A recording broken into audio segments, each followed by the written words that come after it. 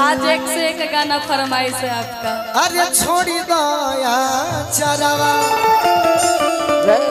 अरे किरो जानी यारवा।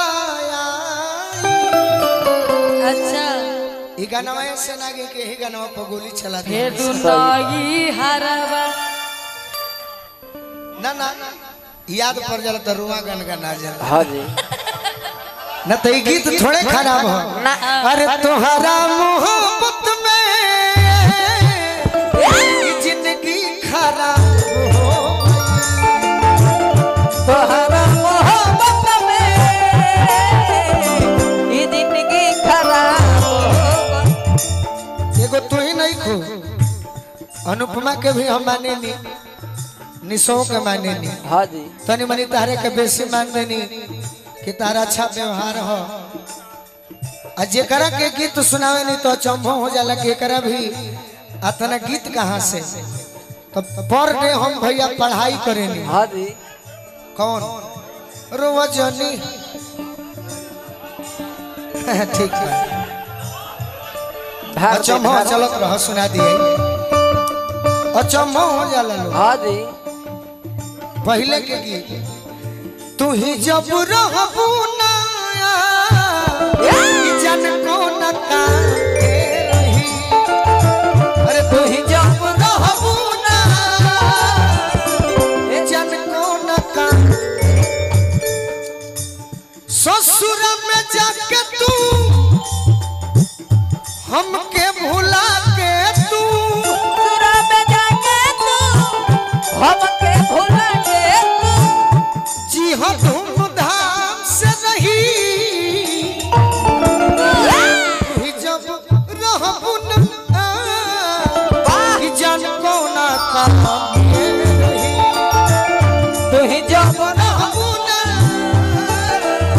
ही जन को न काम के रही।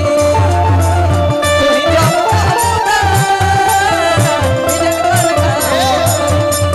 चुप हो खढ़ार जनी लोलावा छोड़ी दया चरावा।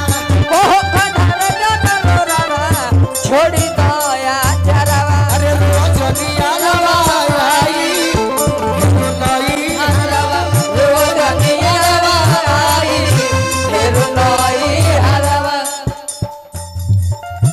रह जा याद पारे तो ढेर दिन के गीत हो। जातनी ससुरवा भइल दोसरा से सदिया। आजकल लड़के लोग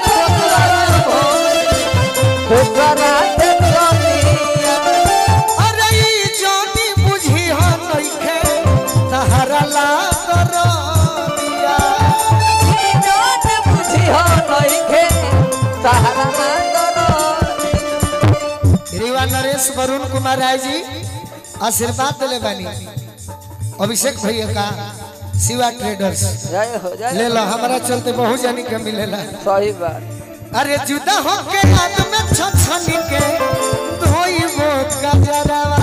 हो के हाथ में छछन के होई वो का डरावा। अरे रोजनी आरवा आई अरे रोजनी हरवा आई आई हरवा रोज नियरवा आई फिर नई हरवा रोज नियरवा आई फिर नई हरवा।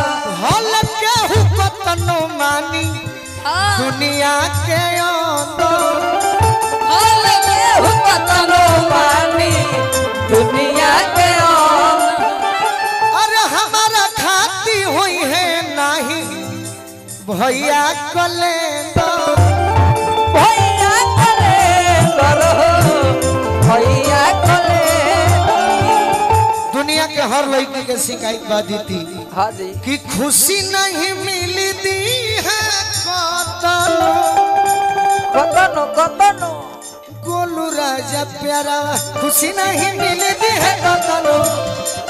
राजा प्यारा अरे रोजनी आरवा आई अरे रोजनी आरवा आई